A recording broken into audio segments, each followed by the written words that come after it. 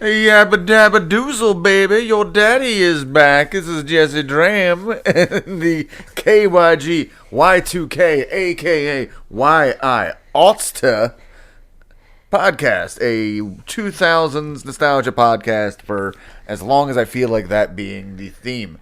My name is Jesse Dram. With me this week, my guest, my lovely, my betrothed, and my babied wife Perri. How you doing, baby?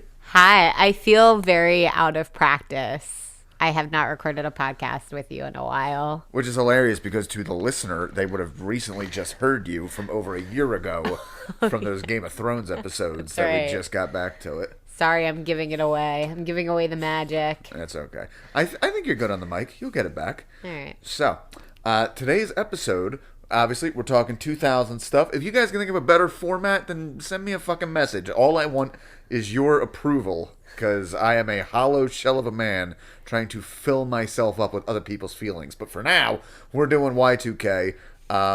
If you are listening to this, we are less than 24 hours away from where were you when the greatest moment in television history happened?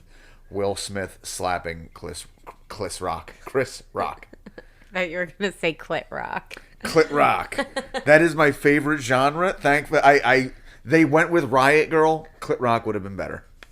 Yeah. Flick out with your clit rock out. But yeah, I don't know. Maybe we could talk about that for literally like a minute as just a sign of the times. So yeah, Will Smith. I can only assume Will Smith will leave his wife within the next 2 months. So if you're listening to this in the past, Jesse's calling it. And we know how well Jesse's guessies tend to go. Jesse's guessies. You can take that to the bank if you are trying to destroy that bank and maybe get arrested for bouncing checks. Yeah, Chris Rock made a G.I. Jane joke because Jada was bald, and Will Smith laughed at it, and then he saw his wife giving him the stink eye, and then he went on stage, and the thetans boiled up in his body, and he went on stage and slapped Chris Rock. That is where we're at today. I'm going to give my fucking controversial take. I think it's a work. Now, do you know what that term means? Well, I assume it means you think it's like fake. Right, in context. But like in wrestling, you have a work and a shoot. Oh. A work means you're doing the work. You're putting on a show. A shoot means, oh shit, it's happening. Not to mention, you can also work yourself into a shoot. You can have an arrangement with a guy like, all right, well, I'm going to come out there and I'm going to say something mean about you. And then that guy actually gets pissed off and actually punches you. So. Yeah. Don't work yourself into a shoot, ladies and gentlemen. Now, I think, particularly with the speech right after, it's all. You know what will convince me 100% that it was real? What? If they take his Oscar away. That's the only thing I could never see Will Smith agreeing to that. Well, no, that would be insane. Yeah, that would be like. But as it stands right now, all of a sudden, the Oscars, Will Smith and Chris Rock, none of them particularly culturally relevant, are now like literally like I can't think of anything. You're not on Facebook anymore. Thank God for that. Yeah. I cannot think of anything that has happened since I've been on Facebook where it's been, this is the only thing people are discussing. When Robin Williams killed himself, it was not being talked about as much as this. Wait, really? That is my experience. Wow. Like, let me put it this way. Robin Williams, like, maybe everybody made a post. Everybody made multiple posts and have been arguing about this for 24 fucking hours. Because also you follow a lot of comedians and they're all making joke after joke after joke. And, like, who was, like, joking about Robin Williams dying. Yeah. Guys, go follow John Deere on all his Instagram stuff and Twitter. You mean social media? Social media. Just he has consistently been he's a much better, like, Twitter comedian than I am. You try. Well, one of the things that fucks me over is I don't keep up with pop culture by and large. Yeah. So usually it's like, you know, ooh, let me give my Squid Games hot react. I haven't watched it yet. When it comes to watching things, we are often very behind. Guys, me and my wife. We still haven't watched Tiger King. Exactly. And we never will. We're proud of it. Fuck Tiger King. Y'all are dorks. We each just watched Harry Potter in the last, 3 years. Exactly.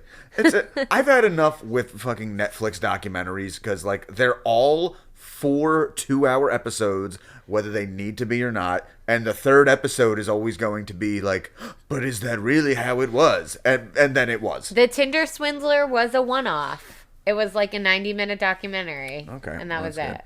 By the way, I don't know if there is a term for this, but Tinder Swindler, one of my favorite things, because it's so psychologically annoying, are things that kind of rhyme but don't. Tinder Swindler is one of them. Yeah.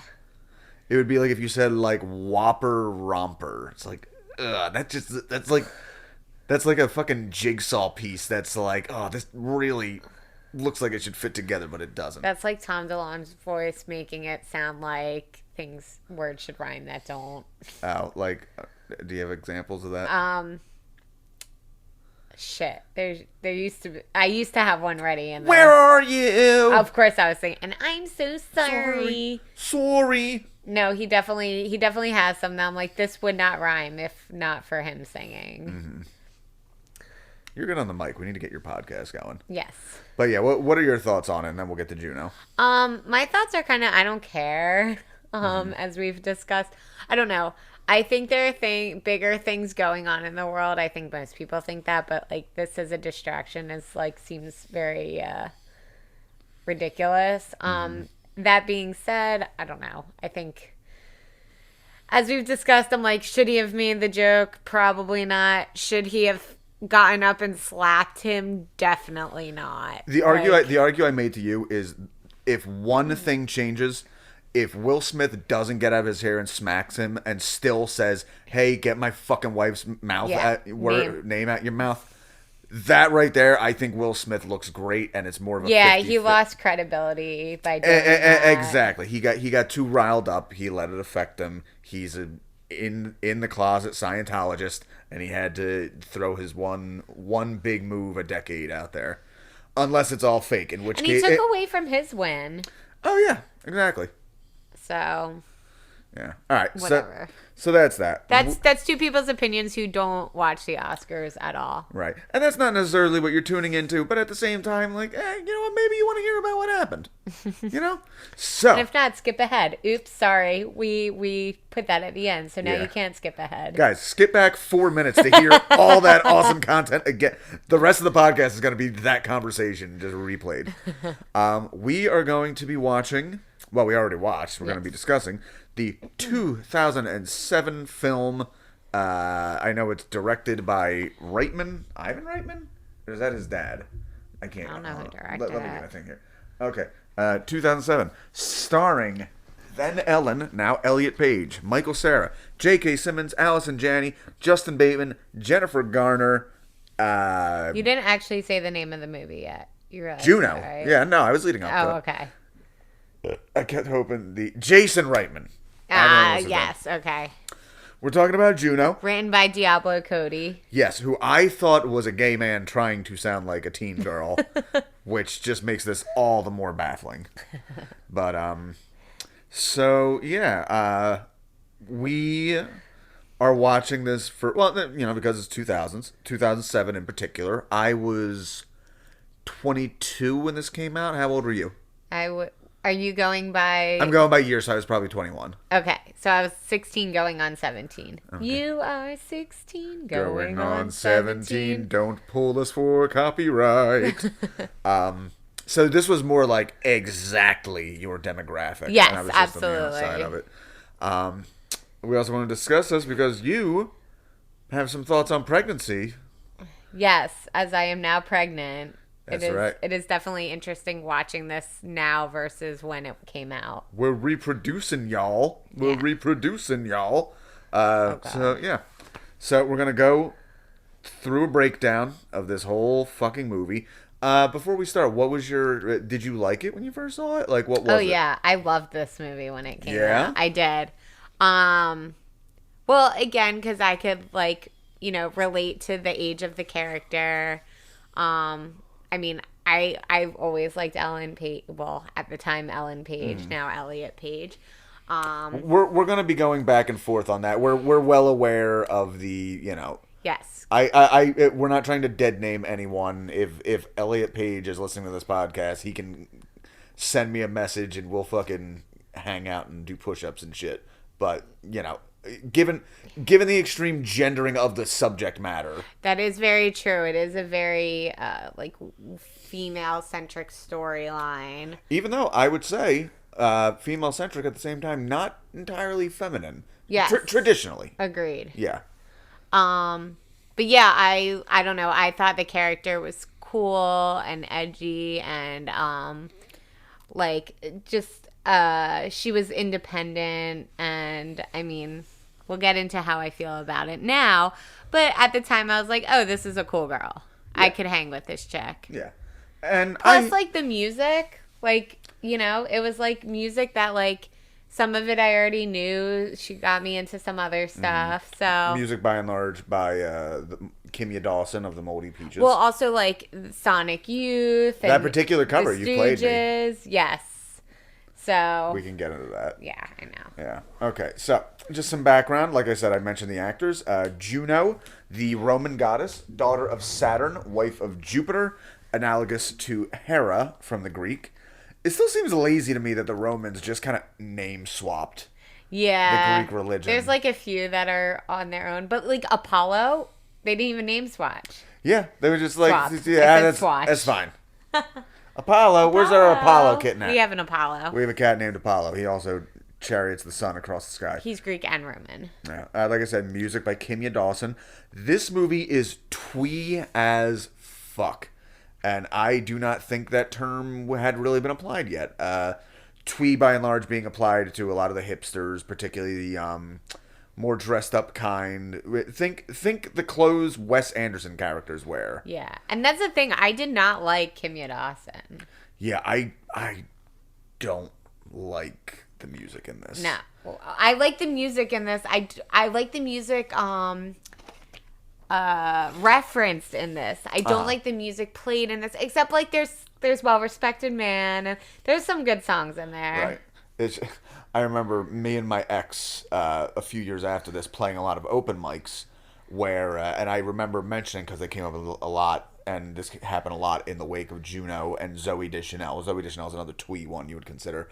Is oh man, you know what? It's a shame that fucking dorky girls with ukuleles were so charming before they came their own fucking genre. And I know Kimya Dawson plays guitar, but those lyrics are so fucking saccharine. Any guitar she plays becomes a ukulele. As far as I am and concerned. I'm not a fan of the her voice. I don't like the way the melody of the music. You know me, I need to be able to dance to my music. Yeah. And that's not really dancey music. Twee, by the way, sounds like a slur. It doesn't. I'm not into it. See a couple of twees moved on to Bar Block. Not into it. But, yeah, it's just, you know what it is? I could take a few songs like that. It's just all too fucking cutesy. We're pretty cute for two ugly people. See, and that's the only song I like because it kind of has, a normal, melody. True. Oh, but I mentioned to you, professional wrestler and vegan Daniel Bryan, a.k.a. Bryan Danielson, is good personal friends with Kimya Dawson and has recorded that's so weird. Has recorded a song with her despite not being a musician of any variety. Is it terrible? I haven't heard. We should listen to it. Yeah. Here, you know what? I'll pause, and I'm going to pull it up right now. Okay? Sure. People all over the world did the moonwalk and the thriller when Patrick died. Yeah, I really don't like this. Wait, it sounds familiar, though. He lost the cat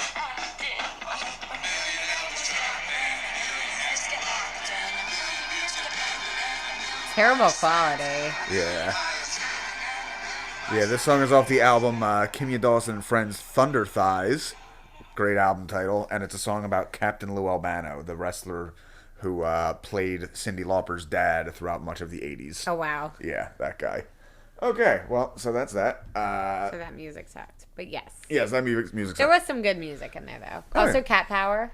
Who's that? Cat Power. Sea of Love. No. The song at the end. What's that one go? Isn't that the We're Kind of Cute for Two? My love to the sea. The sea of love. Never heard it before. Well, I'm not singing it well. It's out of my range. Okay. I'm gonna look that up. Shot in Vancouver. Takes place in Minnesota, though. Directed by Jason Reitman, son of Ivan of Ghostbusters fame, and written by Diablo Cody. Story is based on Diablo Cody's personal life, who dated a boy like Bleecker, had a cheerleader best friend, a hamburger phone. After receiving the script from a mutual friend, Jason Reitman stated if he did not direct it, he would regret it forever. Into the afterlife, perhaps, where his father would save him with the proton pack. He had trouble getting it made as his first film, Thank You for Smoking, great movie, had not yet been released. They had trouble finding financing due to controversial nature, attracted the attention of John Malkovich's production company, Mr. Mudd, which I believe was the production company they went with. Page was cast due to their role in the film Hard Candy, which is basically promising young woman mixed with Lolita mixed with Audition. It is a crazy movie. Have you seen Audition yet? I've not seen Audition, but I've seen all these other movies. It's so good. It's on my list. Yeah, basically she's like a teen who lures pedophiles in. She's Chris Hansen, only if Chris Hansen was also jailbait and then tortured you to death. Patrick Wilson, yeah. I first saw him in fucking Phantom of the Opera, and I am shocked. All the stuff he's done since. The only guy in that movie who can sing. Jennifer Garner took a pay cut to be involved in the film. To get further financing, Reitman took Page, J.K. Simmons, and Michael Cera to a lot and shot 45 pages of script against a black backdrop as a proof of concept to show the studios. Was made for $6.5 million, and the final shot was intentionally shot on the final day of shooting. Kimya Dawson read the script and sent Reitman a ton of songs to use, all pre-existing, even though she would write nothing specific for Juno. Oh, wow, I didn't know that. Yeah, I felt that one was pretty an interesting little trope because the music is so associated with the film. You would think it was written together. And it definitely got her a lot of notoriety. Oh, yeah. No, nobody knew who the fuck she was before this. All right, so, starts in autumn. We see Juno sitting in a recliner and drinking a ton of Sunny D with the audio. It started with a chair. We see a view from their feet where Juno slips off her underpants and approaches Michael Cera sitting in the recliner where she mounts him. Jeez, Banana, shut your friggin' gob, okay? She screams at the dog that barks at her. The most magnificent discarded living room set ever. Again, we have this annoying... This one's not Kimya Dawson. If I was a flower growing wild and free, all I'd want it for you to be my sweet honeybee. I don't know who that is. Yeah, I don't know who that shit is. Our fucking cat is just going all over everywhere, which she shouldn't be. She's going to step on the delete forever button, and I'm going to throw her across the room. It's because you have, like, the drawer open with all the treats and catnip. That's true. That might be the problem there. So, Juno walks to the convenience store to get a pregnancy test. Dwight Schrute is there and being incredibly rude to her. And pretty creepy for a 16-year-old girl. Let's listen. Super, super creepy. Yeah. Let's listen to this clip, because... I'll talk after. Just listen to some of this award-winning dialogue that people couldn't shut up about. I'll crank it. Back for another test? I think the first one was defective. The plus sign looks more like a division symbol, so I remain unconvinced. Third test today, Mama Bear. Your ego is prego. No doubt about it. It's really easy to tell. Is your nipples real brown? Yeah, maybe your little boyfriend's got eaten sperms. Knocked you up twice. Silencio, old man. Look, I just drank my weight in Sunny D, and I gotta go pronto. Well, you know where the lavatory is. Pay for that pee stick when you're done. Don't think it's yours just because you marked it with your urine. So, like, that's an okay joke, but it's just everything around it is just so fucking... He's, like, too involved. Yeah. The first third of this movie, it's like all the characters from fucking High Fidelity are, like, possessing these characters. Just, like, snobby, shitty, stuck up. There it is. Little pink plus sign is so unholy. That ain't no etch-a-sketch.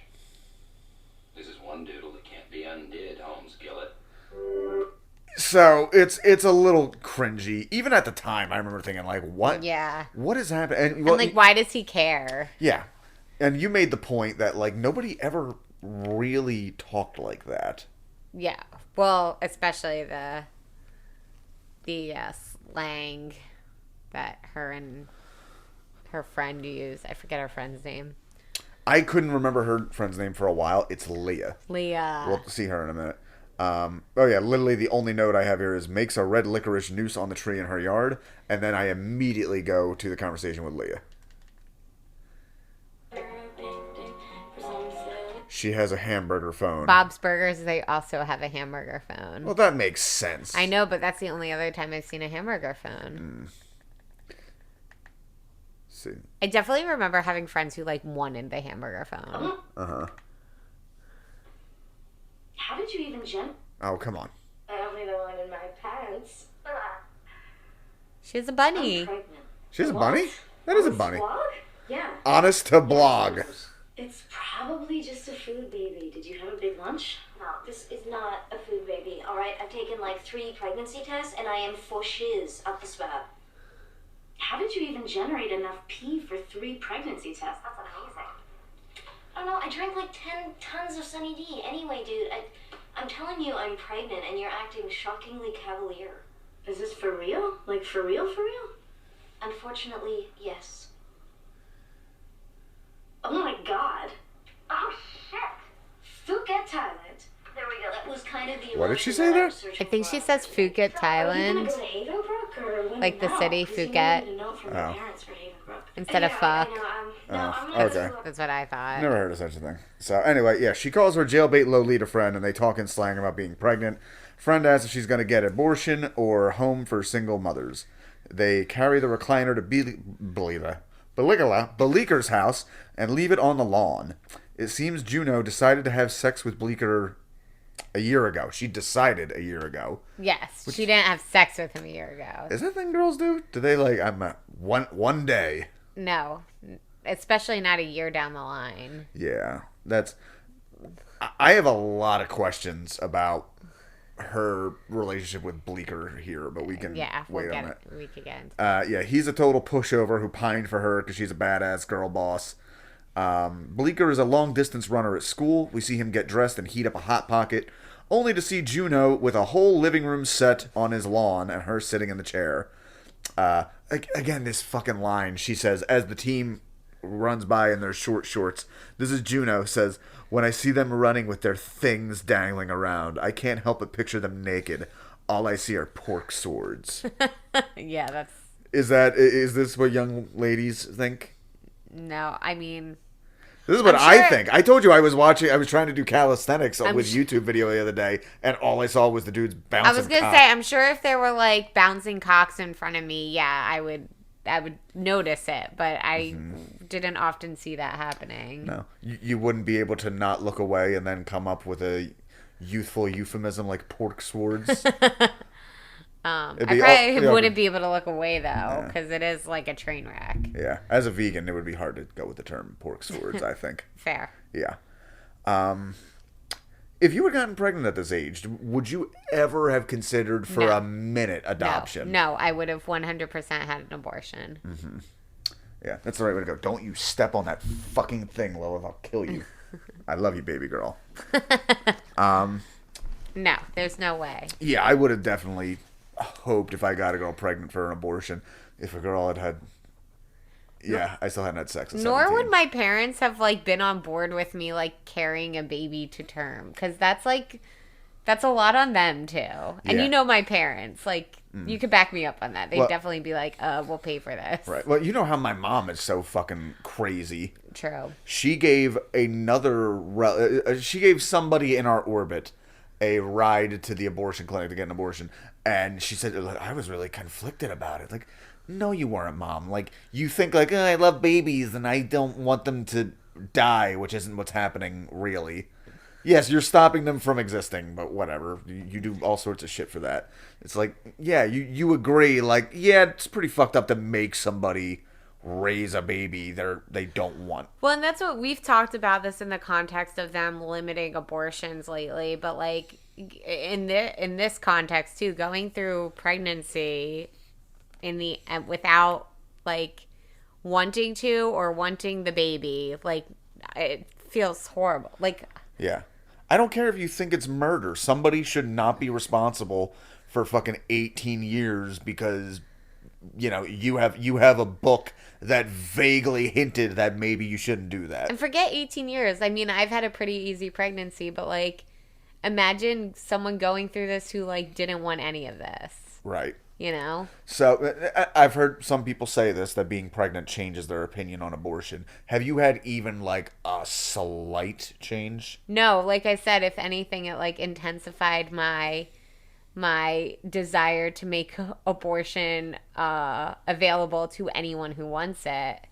It did. I mean, it did the opposite of like, wow, no one should have to go through this who doesn't want to. Right. Good call. Up top. Hell yeah. That was a weak high five. But okay.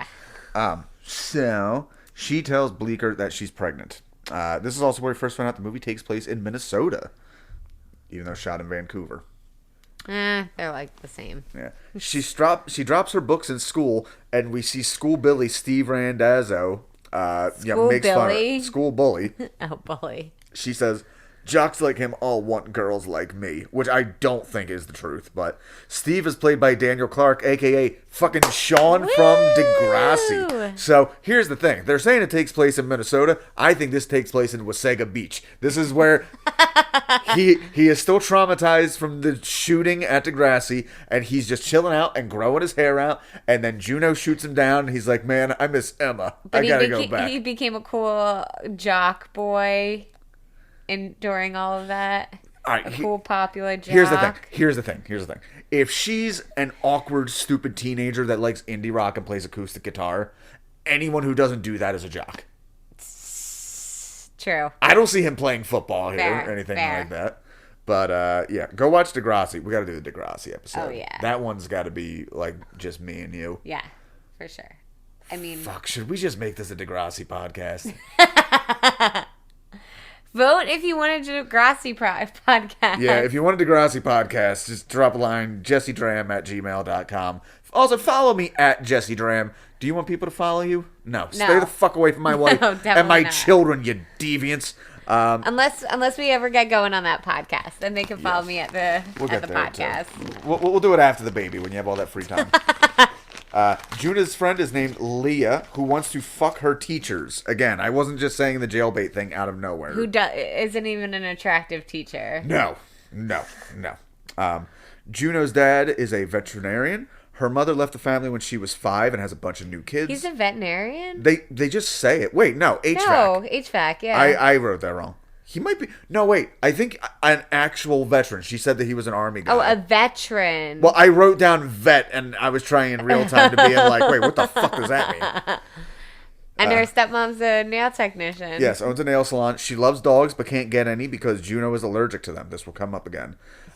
While going to the abortion clinic, the girl... I think I know the girl's name, but because it's an Asian name, I'm not going to guess.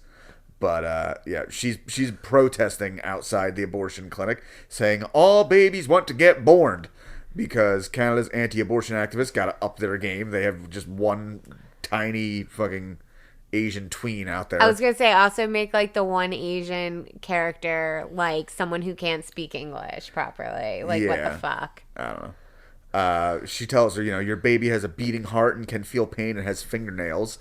There's a cute, shitty goth girl working the counter who offers her free boysenberry condoms. She is not cute. I like me a gawky bitch. Oh my god, she is so not cute. Again, I am well aware that there are some gawky bitches out there that is just like, it's not even cute, it's just like, oh, you're attainable.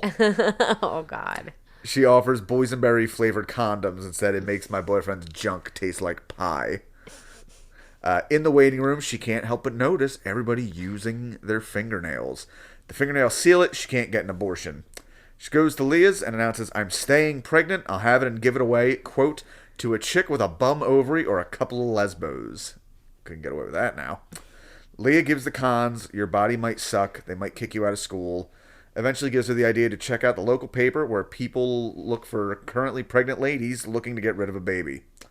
She wants to find the right couple, by her own estimation, like a graphic designer with a cool Asian girlfriend who wails on bass guitar. And in the paper, she sees Bateman and Garner. I never bothered to learn their actual fucking names, so I did not write them down. Shit, Mark and Vanessa. I remember Vanessa. We're going to talk about it more, but watching this now as an adult, I'm realizing a lot of the subtext. And, hey, how you doing? I'm noticing a lot of the subtext I didn't notice before, and one of them that really made me think, like, oh, this is a better movie than I remember, is we're going to take a look at what Juno values, and a lot of that is going to be between Mark and Vanessa. And also, by the way, this is only like 3 years after Arrested Development unceremoniously went off the air and became a cult hit, and we have fucking Michael and what's the kid's name? George Michael. Yeah, we have Michael and George Michael Bluth in the same movie, and I don't think they they never interact. Never interact. It's crazy. I remember thinking that at the time. We see that Bleecker has saved Juno's panties. Any of your guys ever save your panties? No, not that I'm aware of. Yeah, I don't think I did. It's a little weird. It's a lot weird. Yeah. Paul's mom doesn't like Juno because she's weird. We will, I wrote we'll never see her again, but she does show up. Juno spills the beans to her dad and stepmom. While hemming and hawing, they ask if she's expelled or need a lawyer. She tells them... Just pinched me. You had a thing in, like, your pants, but I wasn't, like, trying to pinch. She tells the parents what's the happening, and she's doing adoption, and they already found a couple, etc. The parents are basically okay. They didn't know she was sexually active being a running joke. Yes, she hates the term sexually active. Yeah, and then Lee will say, like, my mom doesn't know that we're sexually active. I was listening to the Trash Tuesday podcast today, and Esther Pavitsky, go check that out. Esther Pavitsky made the suggestion of, like, I think, like, nobody should have sex until they're 30. Just because, like, you don't have good sex until then, you're all insecure. And then the other two hosts, Kalila and Annie, rightfully pointed out, like, you stupid bitch, you need, like, 13 years of awkward sex to figure out, like, could you imagine fucking a bunch of 30-year-old men who don't know how to fuck? Oh my god, that'd be horrible. Yeah, it'd be pretty bad. That's funny. A guy who can't... Aw, poor Esther. Yeah, a guy who can't fuck and makes, like, 70 grand a Yeah, year. it's like you only have good sex then because you've been having sex. Yeah. Let's see. Oh, when our one bunny cleans herself, she makes the sound of styrofoam rubbing against other styrofoam. Or like you're cleaning a squeaky window. They ask who the dad is, and she says Paulie Bleecker, to which the dad laughs and said, I didn't think he had it in him. She stands up for him. The stepmom tries to reassure her that it might be harder to give the baby away than you think. Juno is the most confident 16-year-old ever and goes, no, duh, shut up. I'm going to go listen to indie folk. The parents take the lead. The dad is going to come along to meet the stepmom is planning for prenatals and a healthy baby. We get a little glimpse here where the dad asks, do you think this was my fault? And she responds, I think kids get bored and have intercourse, and Juno was a dummy about it. They express to each other that they really wished she'd gotten into hard drugs or something instead, with J.K. Simmons ending with the line, again, that nobody says, if I see that Bleecker kid, I'm going to punch him right in the wiener. I remember I saw this movie with my mother. She hated the scene for how unrealistic it was. Now, obviously, my mother had to have the same conversation with her mom and stepdad when a little future leader of the world, Jesse Patrick Graham, was in her belly. That's true. And just like the fact that like let him be, I think she said, like, let him be upset and then get over it. But nobody's gonna be fucking that cool. How do you think your parents would have responded if you had gotten pregnant?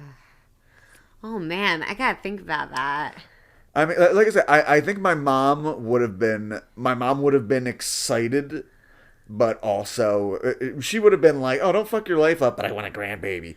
Where my dad would have been straight up like, I'm too young to be a grandpa. It's like, Dad, you're going to be dead in 4 fucking years. Don't worry about it. I think my mom would have been mad and my dad would have been more like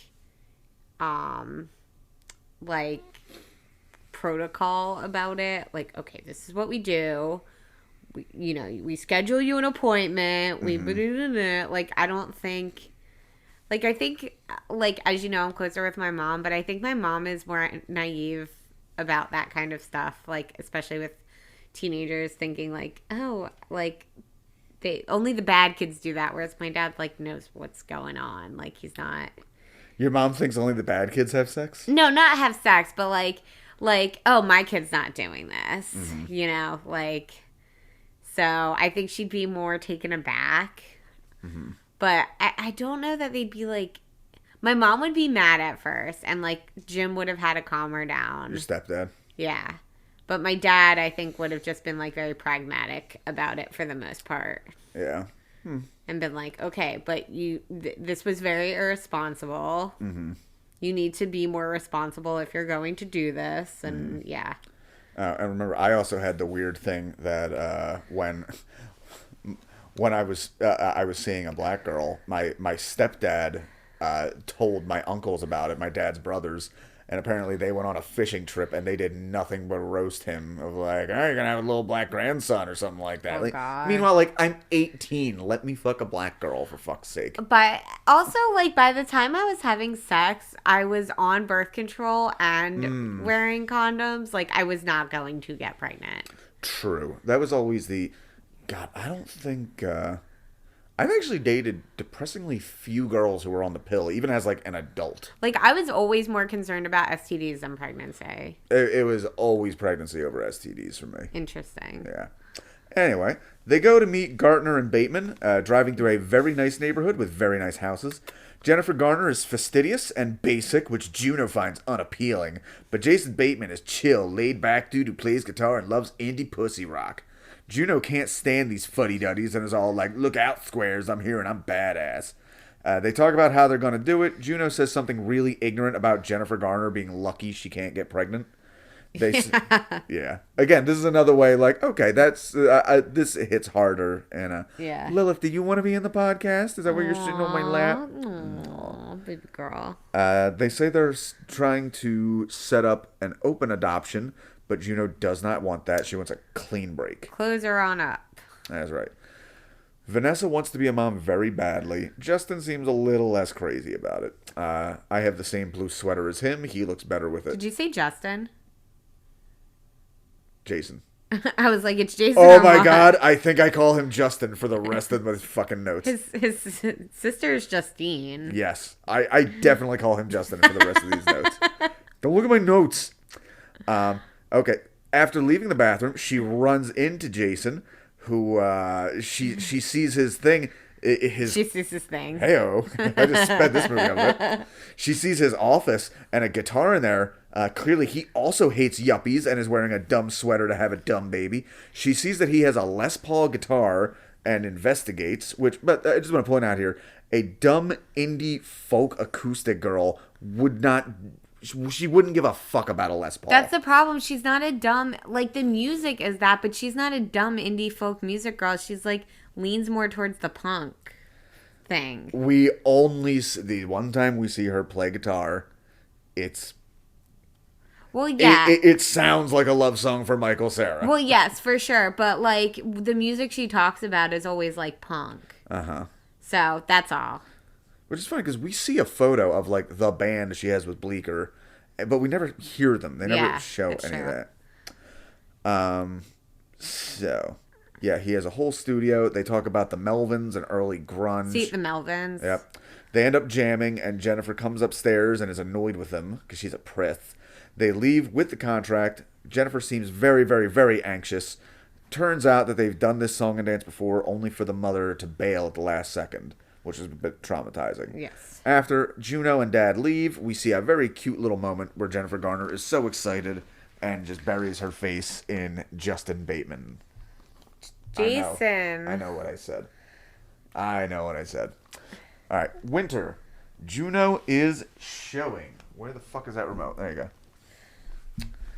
All right, winter. Juno is showing. Everybody knows that it's Bleeckers. The school administrators clearly disapprove.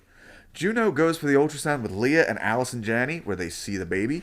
Having been there and done that, I can tell you it's very accurate.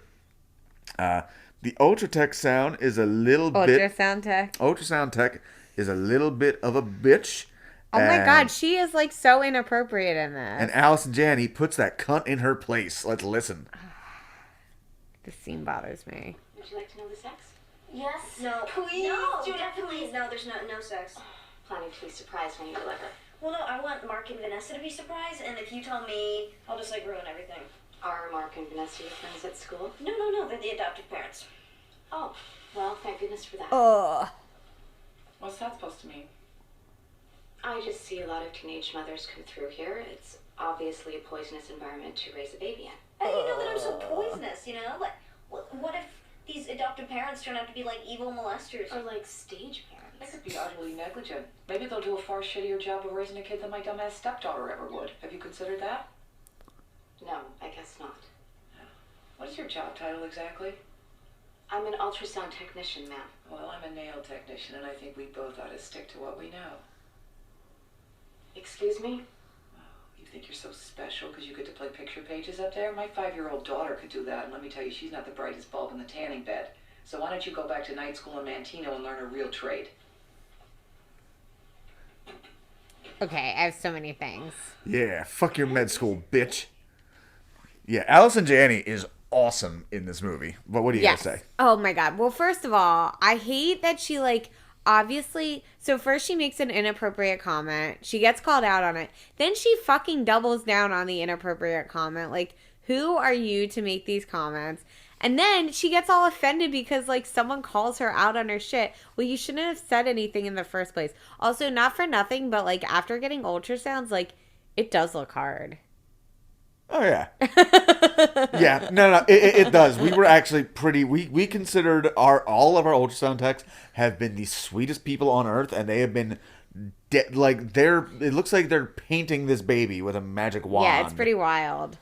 But yeah, that just like pisses me off, and then she looks like so put off that like, ugh, and now this woman's insulting me. It's like, well, you insulted them first. Yeah, I realize it's a movie, but this bitch, unless this was day one, she would not have that job. Yeah, no. Not have that job for long. No. And, like, no one would say that. They just keep their mouth and judgment to themselves. Yeah. Or they have cool senses of humor, like ours, and label the pictures with, like, guess what? Baby butt. Yeah. Guys, by the way, we didn't want to get the creepy 3D ultrasound, and it turns out they whip it out so quickly you don't even know what's happening. Yeah, they're like, oh, here, have this smeary baby. Smeary baby with its arm cut off. With no arm, yeah. The way these images are processed, like, I think it's like if there's a sudden movement, it doesn't pick up all of it. So in the one 3D photo, it looks like Captain Hook, like our baby's forearm is just chopped off. And when my mother saw it, it's like, oh yeah, that's the image thing. She's like, you sure she has both of her arms, right? Like, no, it got surgically removed in the womb. Yeah, we're gonna have to deliver the arms separately. It got detached and still managed to grow to full size. Actually, that's her twin. It started as an arm and then grew a spine from there. Okay, so Juno surprises Bateman and Jennifer and drops off with the ultrasound pics. We find out Bateman is a composer for commercials, living the life. Again, I made this point before. Which she judges. Yeah. But Juno's speech gets way less annoying as the movie goes on. Everything we complained of with the honest to blog, etc., is gone by the 15-minute mark. Because she's not talking to her friend as much either, probably. That's true. Her friend pretty much fucks off until like the 9th month, which is good. Oh, watch the list. Justin Bateman no-sells the ultrasound. You can tell he's really not excited about having a baby. When talking about the baby sex, Juno says she wants it to be a surprise. Bateman responds with, can only go one of two ways. And she says, you might end up with one of those gross neuter babies without any junk. Like, man, I have a feeling Elliot Page is not a fan of the binary like this now. I will say it is weird seeing Paige so, like female and pregnant, knowing what was coming up. I still kind of wish like a big active star would transition, whereas Paige hasn't really been in anything big in a decade. Like, like Denzel Washington should release an action movie, transition, and then reappear as the title character in like a reboot of How Stella Got Her Groove Back 9 months later. I don't know what to say to any of this. That's okay. This is why I write my notes down first, and I get to be quippy, even though I lose all of my confidence in them by the time we get to record it. They listen to Sonic Youth covering The Carpenters. What was the name of that song? It's Superstar. Superstar. Very good song. They're being a little flirty. Ew. Yeah. Juno's favorite bands are the Stooges, Patti Smith, and the Runaways. See, that's why I say she's a punk kid. The Stooges stink. You think most punk music stinks. We're not getting into that. That's fine. She scoffs at his horror movie taste of H.G. Lewis, where she insists Argento is superior. Do you have an opinion on this? I just haven't seen much Herschel Gordon Lewis, but I like Argento. I would 100% turn down an adopted mother based on movie and music taste. I remember when I found out my nephew got adopted and the dad was way into Black Sabbath and anti-Trump. Like, oh, thank God he's in good hands. Yes. Okay. What? Yes, our cat is up on the tower. She's sleeping. I haven't seen her sleep up there. There's an awkward, almost kissing moment. Bateman is a great scumbag in this movie, by the way. Mm-hmm. Like, when do you turn against him? Is there any part of the movie where you're like, Jason Bateman? It's really hard to say because you know where the character is going. Mm-hmm. So once you've seen it once, I feel like from jump, I'm like not with him. Yeah. Because then you see all the like shitty things he's doing in the first meeting, which maybe wouldn't have been as noticeable in the first viewing. You might have been like, oh, he seems a little uncomfortable or unsure, but like you don't quite know where it's gonna right. You don't know where it's going. Allison Janney gives Juno a talking to about not only getting too close to the adoptive parents, but also the inappropriateness of hanging out with Justin Bateman alone. Quote, Jason. Whatever. Mark is a married man. There are boundaries, she says. Juno gets defensive, saying, you don't know me. Like, I found this very... She's like, I can't be friends with married men. Like, you're a 16-year-old girl. No. Yeah. I thought this was interesting as a 20-year-old. It was something I hadn't really considered before. And now, as an older married man, like, I get it. Like, well, also, like, a 16-year-old probably shouldn't be friends with a married woman either. Yeah, true. Like... Again, I think back now when I was 13 and was hanging out with, like, a 22 or 23-year-old and, like, oh, that wasn't right. Woman?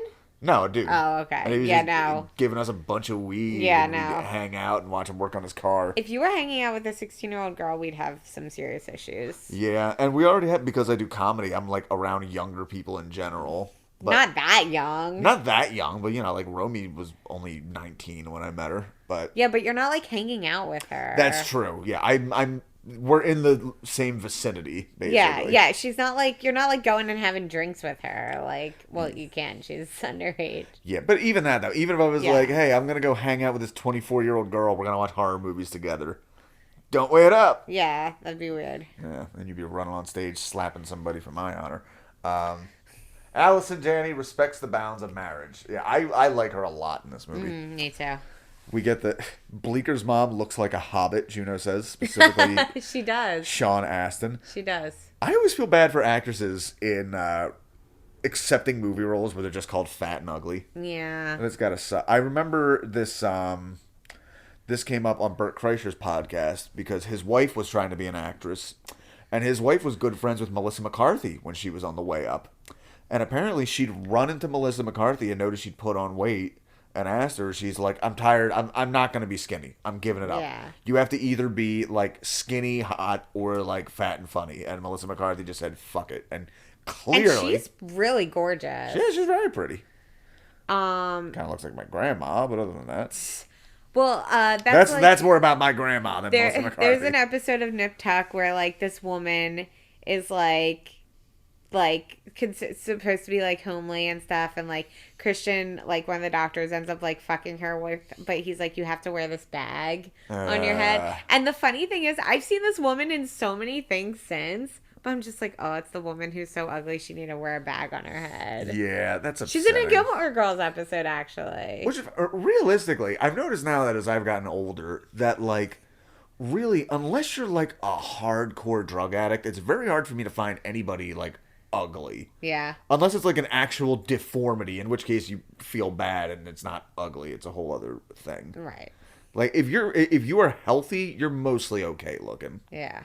Interesting. Yeah. She tells Bleecker about the parents, and she talks about how cool Jason Bateman is, mentioning nothing about Jennifer Garner.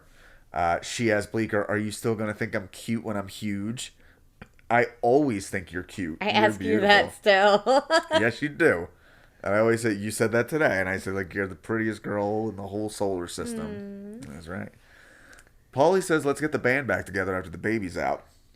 He also suggests them getting back together. She asks if they were ever together. She tries to suggest other girls for Bleecker to date, including a girl who smells like soup. So this is like, what do you think is happening with Juno's feelings for Bleecker here? Because she seems like a girl I would like, but I would fucking hate. Because, like, why can't you just like somebody and just be okay liking them? Like, I don't know what you're trying to prove. If the total end of this movie is like, oh, I'm not attracted to men, and also I am a man, then, like, that would actually, then your behavior makes sense now. But given where the movie ends, this doesn't make sense to me. You've been a teenage girl. What the fuck's happening here? I don't know. I feel like sometimes, especially if you're friends, you, like, don't want to, like admit you like someone you're friends with, because, like, what if it doesn't work out, and, like, you've never really, like, thought of them like that before, and all of a sudden you start liking them, so it's, like, kind of a weird transition for you. She seems to have no sexual feelings towards anyone else. That's why it seems weird to me that this You don't guy need to- that she's so close with, and then it's like one day she just sprung sex on him. I don't think it's about, like, anyone else being involved. Like I said, I think it's partly like, oh, all of a sudden you see this guy who was always your friend, and you're, like, into him, and you're like, this is kind of weird, and, like, what does this mean? Well, I also think that was part of the character's appeal to a lot of people, because she was such a dominant girl, and she was, like, obviously had some feelings for the guy, but it was all about her. Like, he kowtowed to her. Well, there's always that thing of like, oh, well, I didn't expect to be with someone like that. You know, where, like, we've talked about this, where, like, you have, like, this vision of who you're supposed to be with. And, like, that stops you from, like, maybe trying with other people. Because Right. it's like, oh, that's not. And that's the problem with, like, dating online in general, is because you're, like, getting looks first. And you're like, oh, this guy doesn't look like someone I'd be with, so no. Right. Like you. That's right. Famously, we are not each other's I am your type. first type. I am your type. Everyone has told me Yeah. I am your type. Okay. Like I said, I haven't dated. You're like, I don't like girls with tattoos, and then it's like, but every girl you've been with has tattoos. And I hated it. Ew, I love you. Get that off your fucking arm. Only gonna add more. I will say that I have only dated 2 very intelligent girls, and you are definitely the higher one there. Yeah. That's right. And you know, have I I'm value a smarty McSmarterson. SMRT. So, the adoptive parents discuss whether yellow is gender neutral. It is. Jennifer Garner is into all of this. Bateman clearly isn't. That's the only thing I will say with this movie. They kind of hammer that point to fucking death. Like, pretty much every scene with Jason Bateman, he might as well be just, like, palming his fucking wedding ring. But that's what I was saying, is, like, you know that going into the movie, like, when you've seen it, but, like, I think the first time you see it, it, like, becomes more and more clear what the issue is. True. Yeah. But yeah, he's not reading any of the books. Jennifer Garner talks about nesting, and he's pretty much just like, nesting's gay. At the mall, Juno runs into Jennifer Garner and sees her playing around with a little kid, which I wish they explained better whose little kid that is, because it looks like she just, like, fucking runs in and just starts harassing a 4-year-old. Oh, I thought it was clear it was her friend's kid. Oh, okay. That would make sense. She said they're there with the friends, but we don't see any of the friends. Yeah. Juno gets excited knowing her baby will be loved. She lets Jennifer feel the baby kick, but the baby stops as soon as she tries. They fucking... Story. Yeah. Jennifer talks to her stomach in a public mall, which is weird, but still. And she says, I can't wait to meet you. Can you hear me? And the baby kicks. Aww. Spring comes. Juno calls... I told you, I kept referring to him as Justin. Oh my God, look at the belly all the way button. through this. Oh yeah, here's something you don't know about pregnant women. Their fucking belly buttons vanish. It's wild, man. And then become an Audi. And then become an Audi. We're not at Audi yet. We're still at Hyundai. She calls Jason, talking about a mix he made her, talking about Iggy and the Stooges, who are overrated, and they agree to meet up. Bleecker is going to prom with Soup Girl. Juno gets mad about it and confronts him. Bleecker doesn't get what she's mad at. She said, like, well, Katrina gave me the stink eye. This is very funny. Like, she didn't give you the stink eye. That's just what her face looks like. Cut to her giving the stink eye. Juno is mean, Bleecker says. You broke my heart. I shouldn't want to talk to you. She said she only had sex with him because she was bored. Burn! He says, no, there was a lot of cool stuff on TV that day, including Blair Witch, which you said you hadn't seen yet. There were other things to do. Then she turns to like, well, I'm all fat and pregnant, and it's your fault, and, you know. Yeah, did you ever do that to a guy? Do, like, the push-pull thing? Like, oh, I don't care about you. What do you mean you're going out with whoever? Yeah, probably. Yeah. I like blocked out a lot of my my dating in my youth. It wasn't great. Yeah. I did that to a girl. I felt really bad. And I hate it, but I did, like, if a girl liked me too quickly, I didn't like her. Yeah. I don't know why that was. Yeah, and then you became an adult.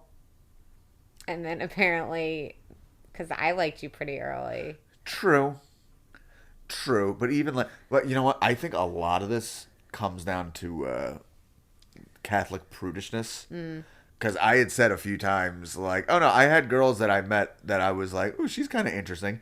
And then, like, wanted sex the first night. I'm like, oh, you suck. I'll do this, though. It'll be fun.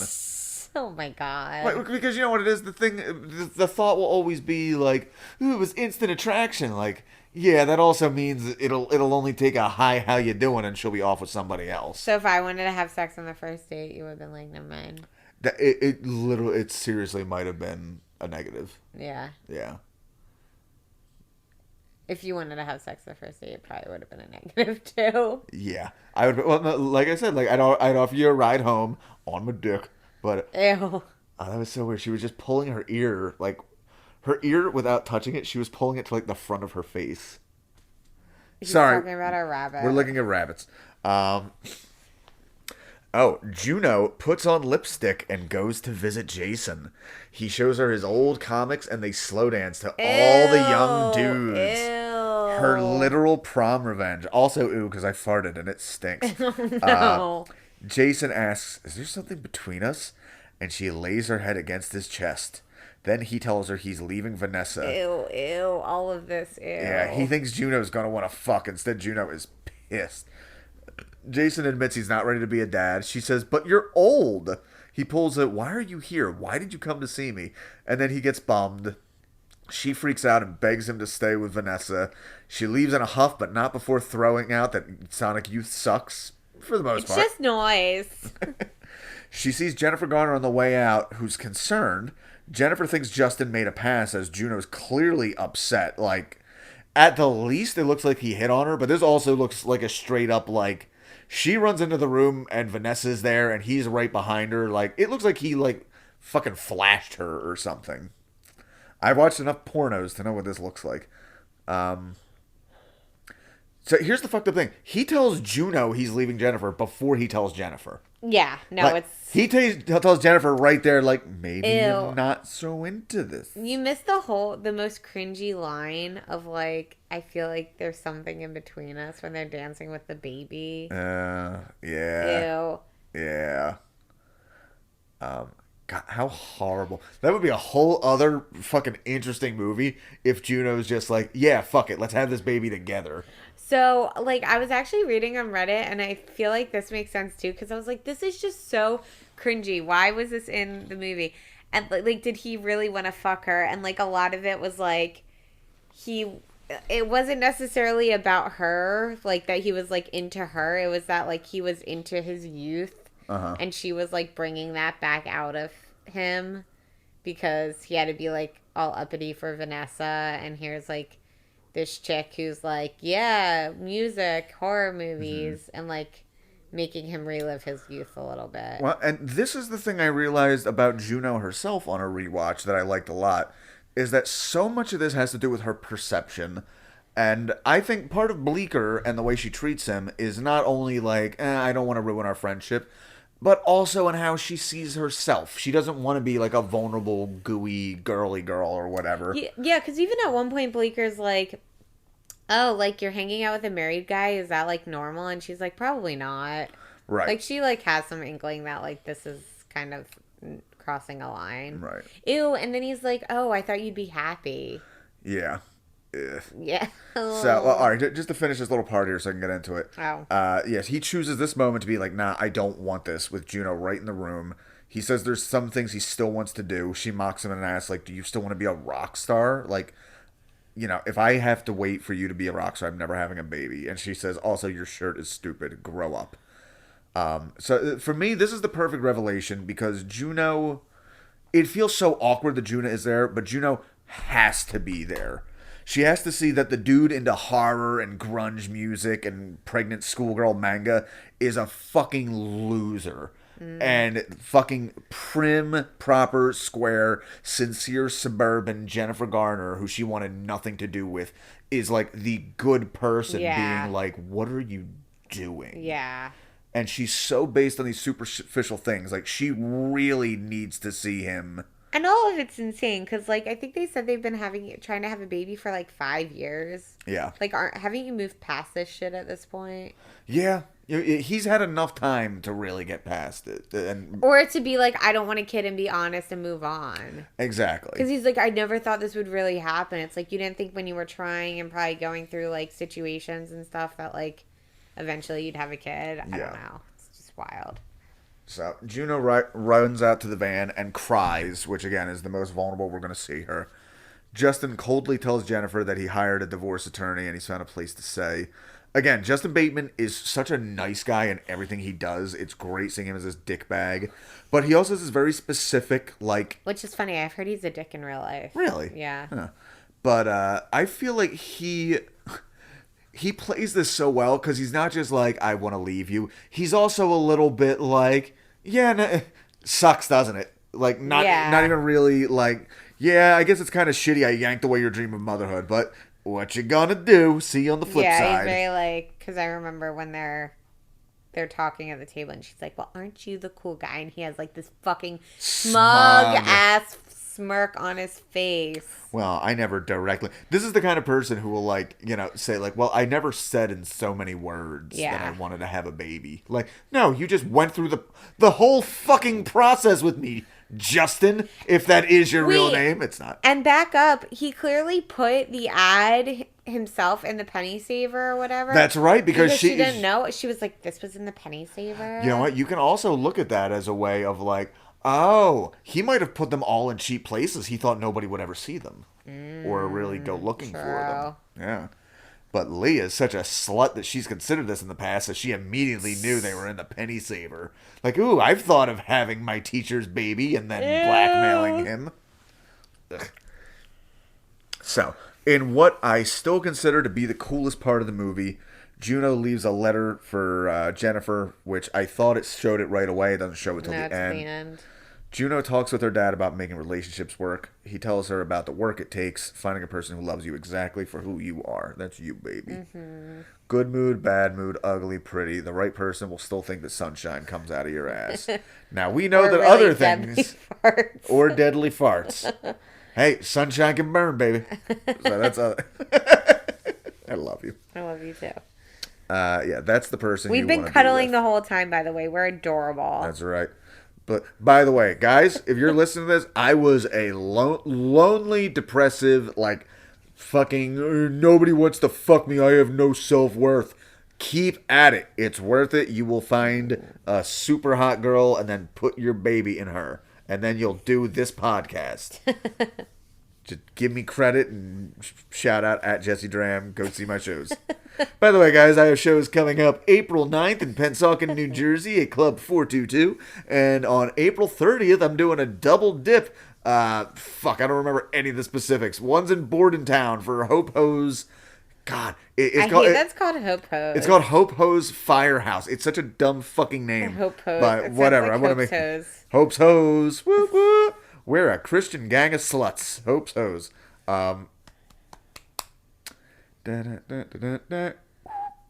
Bleecker goes out for his morning run to find that Juno has loaded his mailbox with orange Tic Tacs, his favorite. She tells him she was a bitch, not for long. And I think I'm in love with you. She says he's so cool, which he's not. She says, whenever I see you, the baby starts kicking because my heart starts racing. He puts his hand on her stomach and feels the baby kicking. I had the note here, like, oh, is this like Louise Belcher from Bob's Burgers not wanting to love someone and freaking out? Like, she could have said the whole movie could have been shorter if she had just slapped Bleecker in the face. I slap him. They kiss on like the gym field, and we see Degrassi Sean looking sad. Aww. I was hoping he'd get more roles after this, but he does like nothing in this movie. Maybe there's deleted scenes with him. Anyway, doubtful. What would be the scene? Oh, I don't know. Just something else. Like he sees her pregnant, and he's like, "Ooh, I'm into that." We get one final moment of just the stupid dialogue where her water breaks, and she says, "Either I just wet my pants, or Thundercats are good." God. Thundercats are go. Fucking dorks. All right, we're getting close to the end here. Of course, at the hospital, her and her friend are goofing around in wheelchairs in the hall. She has the baby. Bleecker finishes the race, notices she's not there, and intuits that she had the baby, and runs all the way there. Where her dad tells her, "You'll be here again one day, baby, when the time's right." Aw, that's a cute That is one. cute. Bleecker crawls into bed and spoons with her, where Juno cries. She's exhausted but happy, knowing she made the right decision. Bleecker and Juno decide they don't want to see the baby. It didn't feel like theirs. So, watching this scene of having a baby, does it make you excited at all to have a baby, or is it just, like, terrifying? I don't think either. Like I said, Or like, movie depictions in general.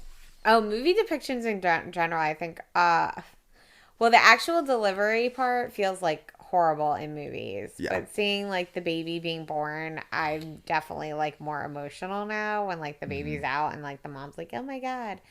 But like that's what I was saying to you about watching this in general was I related to Juno as a 16-year-old, but now I relate to Juno as a pregnant woman, and I relate to Vanessa as wanting to be a mom. Mm-hmm. So that whole thing is weird. But yeah, I think,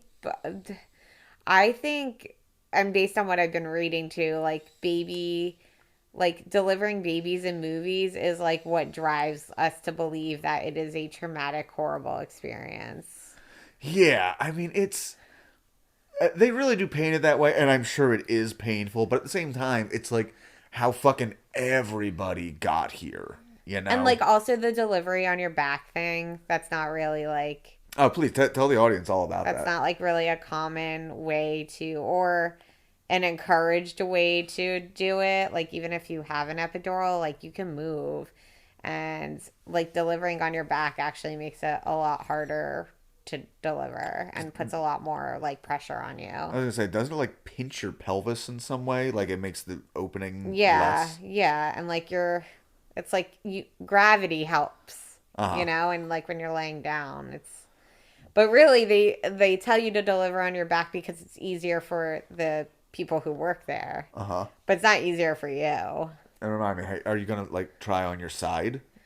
Either on my side or on all fours. I mean, it all depends on like how like what position I feel most comfortable in. Mm-hmm. You know, I think that's the big thing is like just being comfortable. Yeah, it's gonna be interesting. I'm sure some people are comfortable delivering on their back. I just know that's not like a common way for birthing to be done. Mm-hmm. Well, no, it's common, but it's like anatomically incorrect. Like no common like outside of Western medicine. Like oh, they don't do that everywhere else? No. Like how in Europe they still mainly do thermometers up the butt? I don't know about Europe, but like I know like squatting is very like like when you see art depicting birth, a lot of times they're squatting. My mom actually has, I'll show you, the like statue of like a woman squatting giving birth. It's crazy. Someone gave it to them. It's very weird. Look, it's like a goddess. But these Russian nesting dolls getting different. Yeah, no, it's very strange looking. It's creepy looking. We see the nurse let Jennifer Garner hold her son for the first time, and even like, "Would you like to come see your son?" She says, "I have a son." Allison Janney watches. I did tear up during that. Yeah, Jennifer asks how she looks holding the baby. Allison replies, like a new mom, scared shitless. That is the only thing, and it obviously is not their movie, but like, I don't know. I would expect the dad or the stepmom to be feeling something as well, because they're also giving up their grandbaby. Yeah. You know, maybe they want to see him. Well, the stepmom wasn't super attached to Juno either. True. Very true. We see a shot of Jennifer's nursery, and we see, like I said, the sweetest part of the movie. After leaving them where they're breaking up, Juno pulls over and cries. We see her grab a receipt off the floor, which she scribbles something onto, drops off at the house. Jason Bateman actually grabs it and gives it to her. We now see it framed in the nursery, a scribbled piece of paper that says, Vanessa, if you're still in, I'm still in. And that's actually a callback because when Vanessa was painting the room with Mark, they talked about the wall, how like they should have a piece of art. They talk about yellow being gender neutral. Yeah. And it's a yellow piece of paper. Well, no, and then they talk about that actual wall where she hangs it, and she's like, "Oh, they say like that's right. We should hang our first picture of something, like our first family photo or whatever." That's right, our first family photo. Yeah, and then they hang that. It's a better little shit like that. Instantly makes it a much better written movie, even with the honest to blog, go spoodle in your caboodle. Wow. Yeah, and let's be real, like, we are looking at this from a 2022 lens. It was dumb when I first saw it. But you were also not the target demographic, as discussed her. I was a tough boy. I don't think they were expecting 22-year-old men to be into this movie. Wait, what the fuck am I saying? 2007. I was 21. Or 21, whatever. Yeah. Oh. 2007, you were 21 or 20. No, I would have been 20 or 21. 21. We're both in October, so like the actual year we're born doesn't really tell us. But regardless, I don't think 21-year-old men were like lining up to see Juno. It was still like the counterculture, and not to mention as a film snob even then, it's like ooh, Fox Searchlight, even though it's all people you've seen before. Right. I'm just saying, like, it makes sense that like more girls would have liked that movie. Yes. Finally, we see it is summer. Allison Janney has a dog. Juno rides her bike with a guitar on her back to Bleeker's home. He's waiting out front for her with a guitar, and they meet and play a terrible song together. I got the hiccups. The end. So that's Juno. So who would you say you identify with the most now? Now? I mean, I guess, like, theoretically, Vanessa. Just because, like, she's the adult. But, like, Juno, I only relate to the pregnancy part of it. Right. But, yeah, what about you? I think Allison Janney is the best, and just she's the one. I agree. Because she's being upright. She's like, okay, I think this is the right thing you're doing, but also, like, be aware this might be a little... That's the only thing I really had a problem with it, and this is a little... They make her kind of, like, super 16-year-old, where, like... You're allowed to feel a little bit of fucking sadness that you're, like, just getting rid of this baby. She doesn't have a moment of self-doubt that, like, I don't give a fuck about this thing inside me. Yeah. I mean, she cares about its ultimate well-being, but she herself has no attachment to it. The closest we see, and the closest we see, it feels so out of nowhere, is when Bleeker is cuddling with her after having the baby, she cries a little. But, like, yeah. Because the baby's gone, or there's tears of joy? I mean, it could be, like, I'm probably reading too much into this, but you could argue that she's trying to stay detached because, like, she doesn't want it. Uh-huh. So, like, you want to push any of those emotions away. Right. Like, because that makes it harder to give it away. I mean, like... in that degree where it's like, I don't want to hold the baby, I don't want to see the baby, like, that I understand. But, like, again, we have 9 months of pregnancy in this fucking... Well, I think we only see 7, because she's, like, 2 months pregnant, and she doesn't know yet. But, like, I don't know. I feel like, even, like, it took me a while to really feel like I could, like, let go and, like, be excited about this. Well, we had different certain... But still, my point is, like, you can control yourself to try to distance yourself and just look at it, from, like a very, like, technical standpoint. Uh-huh. Like, it's only I told you, I, like, have to, like, force myself to, like, refer to her as her name. Or maybe. Yeah, because it felt weird to do. Because I was like, well, you're not here yet. And what happens if something goes wrong, you know? Right. And that is a line that's said in the movie that I have thought about, which is women become mothers once they're pregnant, men become fathers when they see the baby. Yeah. Which I think I'm a little further along than that, but like, yeah, it's not going to be 100% real for me just because I don't. Well, and even for me, like, it still doesn't feel real. I'm like, Uh-huh. I feel her freaking kicking me. Uh-huh. And I still have time where I'm like, whoa. I mean, how many times have I said to you, whoa, I'm pregnant? That's like, right. recently. Whoa. You know, it's like, it's still weird and surreal. And so, yeah, I do think you can distance yourself from it. All right, well, guys, I think that's our podcast on Juno. Everybody wear condoms, even though they're the worst thing ever. Or take birth control. Take birth control. Abort your embryos. Don't move to a red state. Ugh.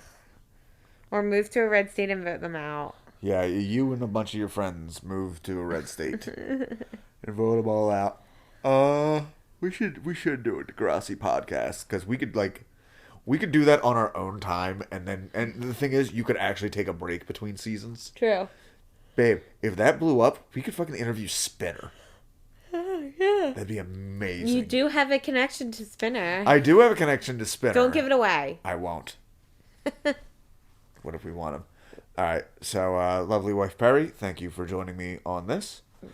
Guys, podcast is going to be on a much more regular schedule now that Like your I'm period. doing things differently. Like your period. Once you're done having a baby. Sorry, I've been pregnant for the last few months. That's why I have hormonal problems. That's why my schedule has been erratic. And sometimes you'll go 3 weeks without an episode, and when it gets there, you'll get 5 of them all at once. I promise we will do Game of Thrones Season 8 at some point. I believe my next episode will be with comedian Rob Stant. Go follow him at Rob Stant Comedy. He is hilarious. We're going to be discussing PlayStation 2, the best games, its impacts on the world, and all of our first DVD players. So, babe, you got anything to promote? No, but one of these days I might have a podcast. That's right. Tell people to give to a cause that you promote. Fetterman? Give to Fetterman, give to Josh Shapiro, who's running for governor unopposed in the Democrat primary. Give to Buddy the Cat. That's right. Planned Parenthood. I don't know. Just give to a good cause. Call up your uncle, find out what he's angry about, and then donate money in Perry's name. There you go. That's right. All right, guys. Or donate money in his name. In his name, Even exactly. better. Oh, you know what was one of the best things? You know how the Westboro Baptist Church will protest everywhere? Mm-hmm. They were protesting near my hometown in Cherry Hill, New Jersey.